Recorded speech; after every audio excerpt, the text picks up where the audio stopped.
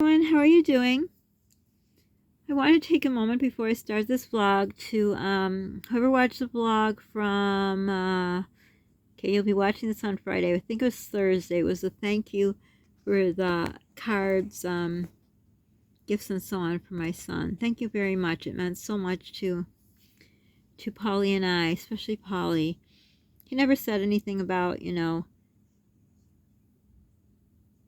probably his true feelings about his father walking out of his life, and it was his 18th birthday, which 18th birthday should be special to everyone, 13, 16, but 18, because for the new people, our son was born 9 weeks early due to my preeclampsia.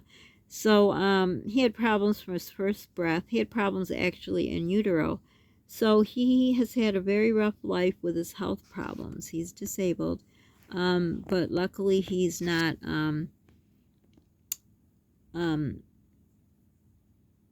well, I don't want to say it. I don't want to like insult someone who may be a different. So he's health-wise disabled, and he was just last year in February diagnosed with a very dangerous, deadly heart problem, and his father knows all this. So anyhow, he walked out of his life and knew his 18th birthday was coming, because I had talked to him about it, that we should make it special, because he has a sister who had 4 hotel birthday parties, and his father dumped thousands of dollars into it, and our daughter would never stand for not having her celebrated. Like, she had a whole month of her birthday that her dad just spoiled her to death. Not right. All children should be treated equally, but I would think our youngest child, when the other 2 are grown and working, have their own money, but, the father's still, whatever, let's not talk about him. But anyhow, he should have made it special. He didn't send a card. He didn't get a gift. He could text happy birthday, nothing. He walked out of his son's life and never looked back. And our son got sick, and I texted him if he could get us a thermometer and Gatorade and Tylenol and so on and so forth, because this was the first time, knock on wood, he's been sick since his heart problem diagnosis, but his father just didn't care. So anyhow, this just should have been something that whatever his father went to a whore to live, he should have left her for a little bit, go in the bathroom and text his child happy birthday. Or, he goes to work, he could have sent the gifts, whatever, but, he didn't. So thank you to all of you, my subscribers, and one person who I had met when I went out dancing years ago. Just thank you, everyone. So you made our day, you made us smile, and just to see the smile on Polly's face, you just let him know not everyone is bad. Because, nowadays, I know a lot of us are experiencing mean people, and everyone's mad at the world and mad. Just, it's an awful time we're living through. It's horrible. It's unbelievable. I think about it. Besides the crap we're going through with the world, then his father does this to us. But anyhow, you really made my son happy. So for that, I thank you. I wanted to thank you at the head of the video of this I find interesting video. But you know what happened? I screwed up on something almost at the end of the video, so I had to do it all over again, and it was long. So get a cup of coffee or some tea. So anyhow, I was watching some videos, and I watch reality shows. I love them, like Big Brother, The Bachelor, Bachelorette. I think there was some kind of Fantasy Island. I don't know, something that was a spin-off of The Bachelorette.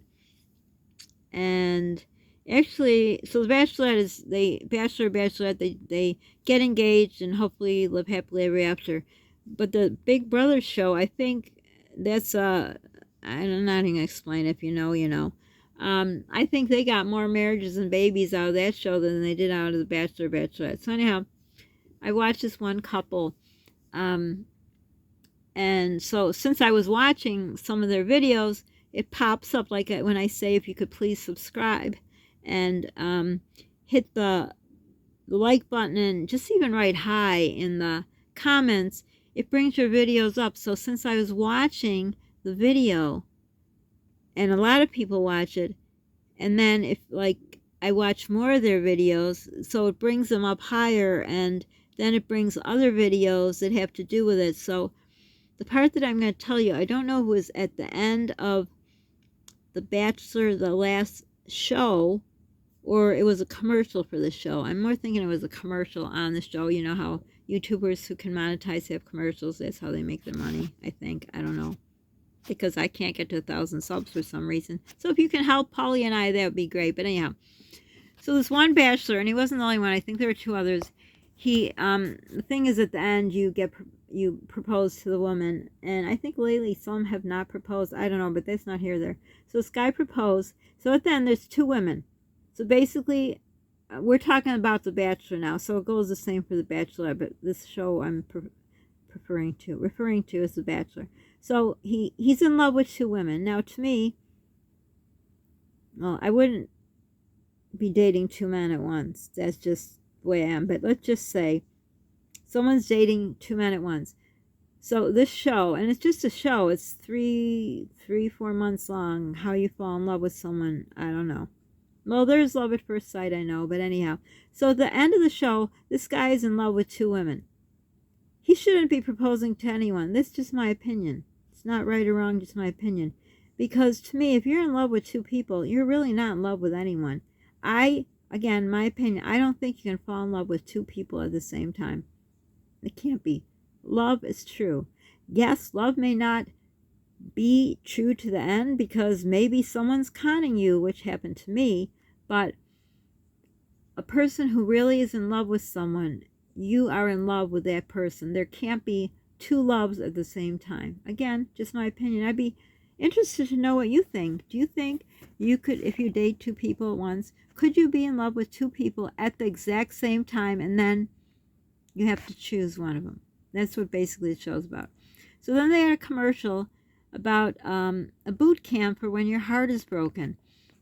And I don't know if it was part, like I said, I don't know if it was part of the show. They said, the host of the show said if after the show they go to this boot camp. I don't know, it's not here or there. But anyhow, it says it's in upstate New York. So I looked it up, and it does exist. I can't remember the name, but it is in Sagurtes. I even looked how to pronounce it, but now that I did the video and I had to do it over, I'm probably pronouncing it wrong. Sagurtes, New York. And it said upstate New York, so I looked up like boot camp, broken heart, I don't know what I put in Google, and it brought me and said Sagurtes. I'm like, wow, I'm all about history, geography. I never heard of that. Well, it's only 65 miles long, and it is, I don't know, on the border or part of the Catskills. So, and it's a real place people go, and the woman who started it because her heart was broken. So it's kind of cool. They do yoga there and just all kinds of stuff, pampering for yourself, and also looking into your inner soul and just trying to heal. I'm sure it costs a fortune, but if you have a broken heart, look it up. Looks interesting. So anyhow, so I looked up Sagurtes, and like I said, it's a little part of the Catskills.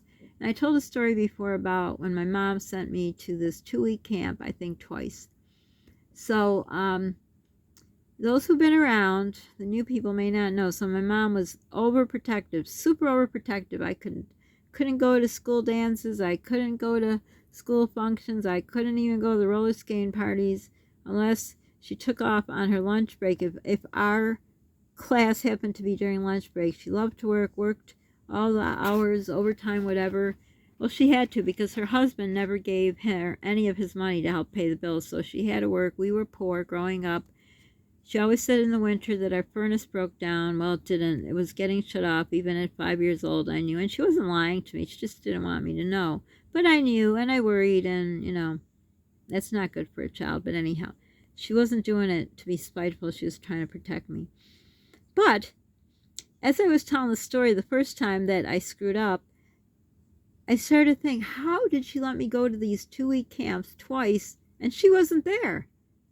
Because unless she was there, she wouldn't let me go anywhere.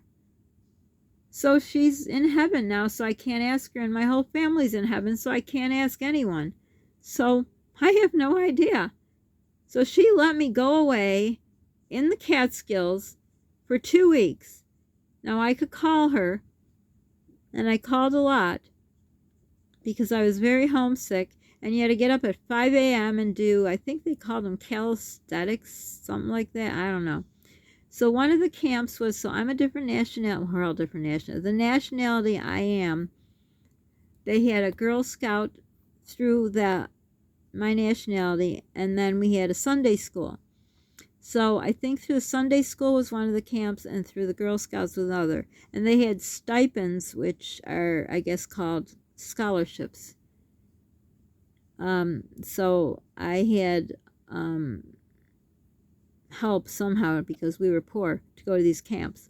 So anyhow, so I looked up where the Segurtes is, and I found out where the Catskills is, and then I happened to see where New York is. And I had a question for you guys.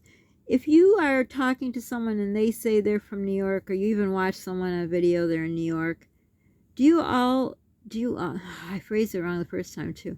Do you just automatically think they're from New York City? Because I found that with people I talk to, a lot of people where I live, there's a lot of, like, it's a tourist, not like Florida, but we have a lot of history here. So people come and, if we're somewhere looking, we like to go too and look at our history of where we live. But if you're there and, you get to talking to someone and they ask where you're from because they assume you're visiting these places. So if I would say New York, they're like, wow, how is it in the city?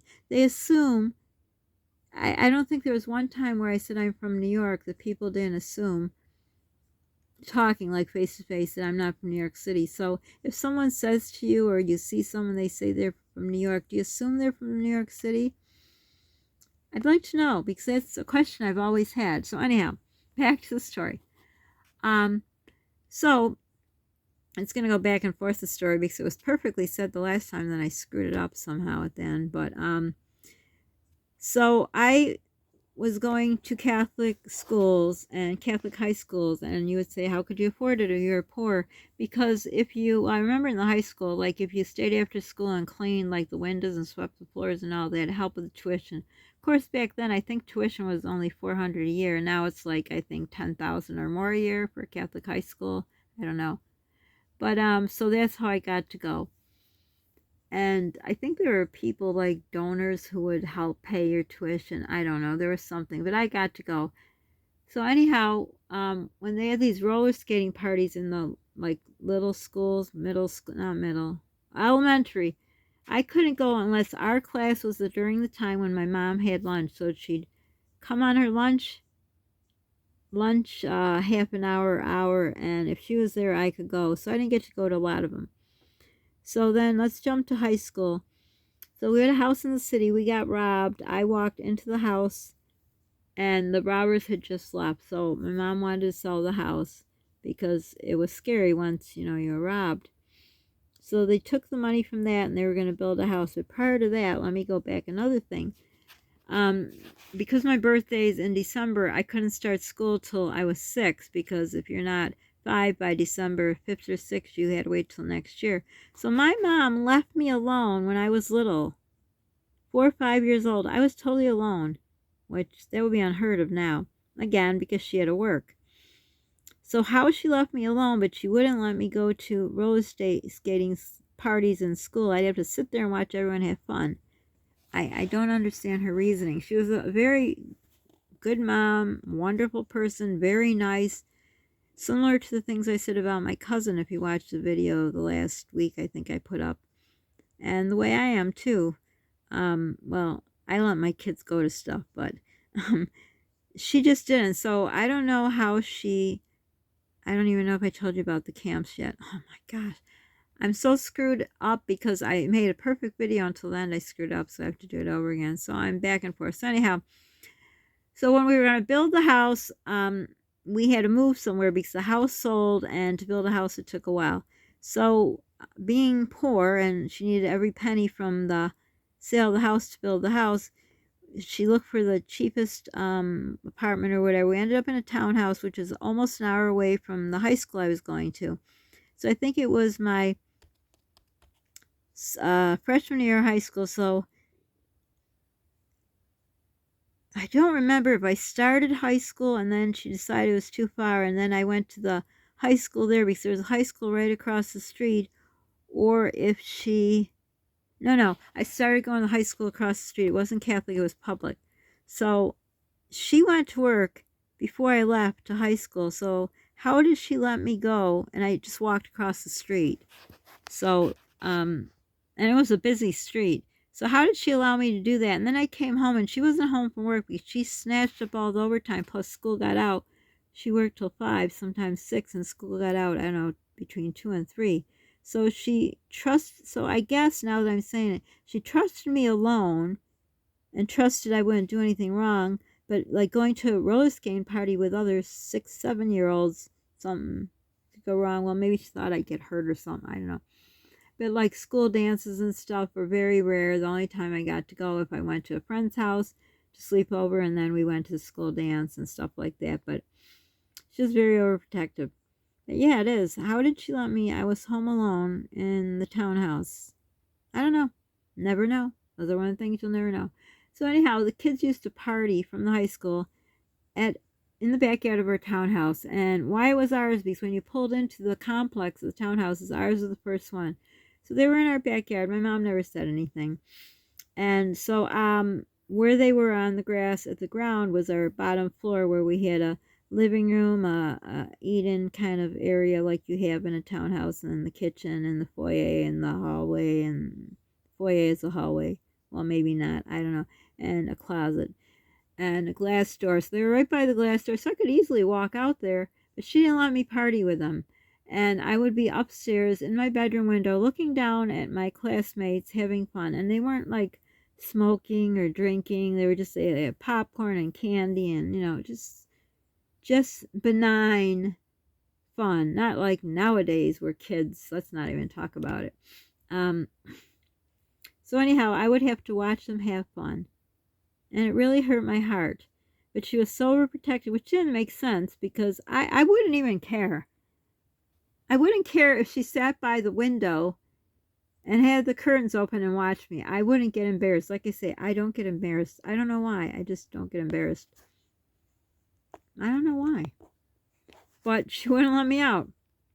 Maybe she went to bed early. Yeah, she had to go to bed early. That's right, because we were an hour away, so she had to go to bed early to wake up. Anyhow. So I would just watch all my friends have fun, and I couldn't do it, and so on and so forth.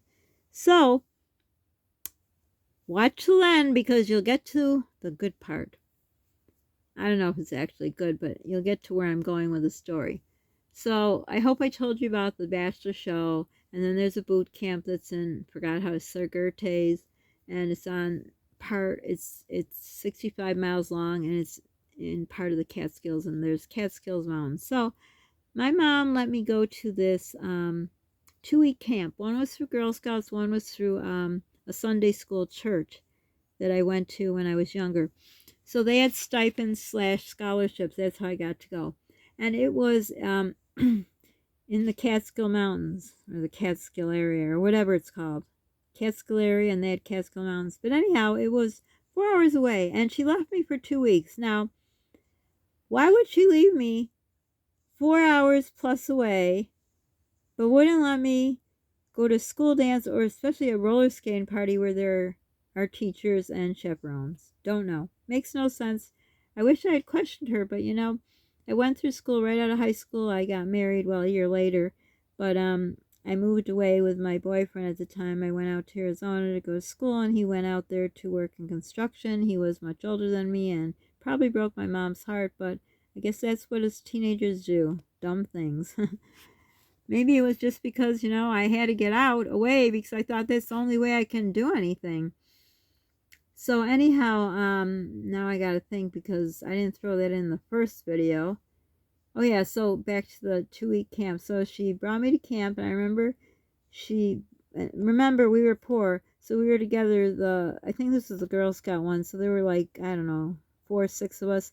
And there was a little store where you could buy candy and soda. And I remember she bought cream sodas for all of us. Again, she had no money. Everyone there had money. They all came from money but me. I was the poor one. So, of course, it's always the poor people that buy people who have money cream soda or whatever. So we all had a cream soda. And I thought, why is she buying? Well, I knew why she was buying. She has a good heart like me. But she shouldn't have been doing that. But that's the way she was. But anyhow, she left me there. And we slept like in what I would think would be army barracks. And I know nothing about army barracks except what my father told me. He was in the army. And he said he always had Dr. Pepper under his cot or whatever he slept on, He loved Dr. Pepper. Now, I don't know how he got it. I don't know any of that, but it was sort of, you were sleeping on some, like a cot, all in a row, a whole bunch of us, one side the other. We all shared a bathroom, and it was like reminded me what I would think would be an army barracks. And then you had to get up at 4 or 5 a.m. to do, I think they call it calisthenics, statics exercise, whatever. And then they had a ceremony for the flag. So that was the Girl Scout camp. Another one was through it was through a Lutheran church. I'm not Lutheran, but my nationality, most people are Lutheran. There are a few Catholics, but so it was through that church. And that was also 2 weeks. So twice in the summer, I had to go over 4 hours away. I hated every minute of it. It was horrible. I like to sleep, well, my kids as teenagers like to sleep. Waking up at 4 a.m. was not for me. Going into the water, river, I don't know, whatever it was, and washing up was not for me. I hated every bit of it. Oh my gosh, I don't think there was anything I liked. I called home every night crying. She didn't always answer, which again, she didn't let me go anywhere, but she wasn't there at the other end of the phone. She was not a mean person by any means. She had a good heart, good person. I'm not saying this anything bad, so please don't take it that way. It's just like, I just wanted her to come pick me up, and she wouldn't. She left me there, and I hated it. And so one day we went on field trips. I don't remember, only this one. We were going to Hunter Ski Lodge in the Catskills. Now, I used to do skiing, but I did cross country, not downhill. But it was in the summer, so obviously there was no skiing. But you got to go on a ski lift. I'm afraid of heights. So I'm sleeping in these bunkers, not bunkers, that's the wrong word. In a like a barracks thing, just a whole thing with a bunch of girls. They separated the boys from girls. Oh, I do remember walking with one of my friends one night, and we ran into a boy. That will be for another time. But anyhow, nothing bad happened. I was a very, very good girl. Now that I'm in this part of my life, and my child's father walks away from his child and everything, and I was married to 2 long-term marriages I never lived. Maybe I should have been bad. But that's about the French exchange student. I could tell you some stuff, but not now. Okay, back to the story. So we're in this god-awful camp, and there's mosquitoes and bugs, and oh, it was awful. So we had to go to what's it called? A hall, an eating hall. Oh, I knew the name of the first thing, but anyhow, you go, and we were eating disgusting noodles with milk. A bowl of milk with spaghetti, basically. Disgusting. Just disgusting. Of course, I had to eat dirt sometimes at home, so I should have been happy, but I'm sorry, it was just gross, but I was happy to eat. And I did eat, so for those 2, maybe she sent me there, so 4 weeks total in the summer. Not 4 weeks in a row. 2 weeks, it was 1 month, and I think one was in July and one was in August, but I just could not stand it. I miss home. I couldn't stand it. Oh, some of my friends went to all kinds of camps. I just didn't like it. I'm not a person that likes to. We tent camped. We went to the Thousand Islands. I couldn't stand it. I am not that kind. I'm a girly girl, so I just couldn't stand it. Nothing against anyone who can. Kudos to you. I mean, it seems like it'd be fun, but not for me. So anyhow, I was at this camp in the Catskills, so we had to go on this what did I say? In the winter, you go on this ride. It's not a ride. It's a horrible experience. A ski lift. So we're there, and we had counselors there that, that took care of us. Not like a counselor you talk to. They're camp counselors. So she went with me because I said I wasn't going to go, and you had to go. You had no choice because everyone went. They wouldn't let you stay alone because everyone wanted to go. Now, you think a counselor who saw me so scared and crying would stay back with me, but no, you had to go. I don't know how I didn't throw up. I was retching. I was scared. I was crying. It was horrible. We were so high. Oh my gosh. And once you got to the end, then I guess there was I don't know, hot chocolate or drinks or I don't know what. But I didn't care. They could have had, back then, of course I was a little girl. I didn't know about George Clooney, but I always loved chocolate. They could have bathed me in chocolate. I would not go on that. So the problem was when we were done, you had to go back on this awful thing. And I think that's why I never went downhill skiing. well, I probably couldn't have because my fear of heights, but I love skiing, so I might have had done downhill skiing, but when you're scared of something and someone forces you to do it, it kind of wrecks it. Well, it did for me. So anyhow, I knew I had to go back, so I didn't drink or eat any snacks or whatever we had. I don't even remember it. All I knew is we had to get back, and I thought it was horrible. And I called my mom that night. We were allowed to call only certain times a week, I guess so, because it was a break for the parents, whatever. But oh yeah, that night when we came home, that was not one of the nights I could call, and I just wanted to go home. And I called and I cried the next night. I said, "Please bring me home." And I would every time I got to call her, I said, "Please bring me home." But she didn't. She made me stay, but I couldn't go and party with my friends. I couldn't go to school dances. I couldn't. If you've been around, I did tell some stories where I was able to go to some dances and go out and some shenanigans, but I don't know the titles. I wish I could link them, but I could repeat them for the new people at another time. So anyhow.